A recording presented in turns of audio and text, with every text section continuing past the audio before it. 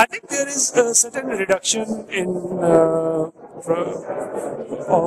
community-based projects, study center projects. There are less people talking about community-based projects. There are more people talking about mobile phones, networking, social networking, these kind of things. And what I'm afraid of is that as we go upstream into these bigger things, we are losing the community focus. There are not so many interventions which directly interact with people at the community. I think mobile is a device which can interact along with a lot of other technologies.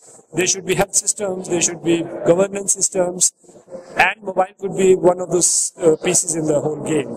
But to look at mobile as the main platform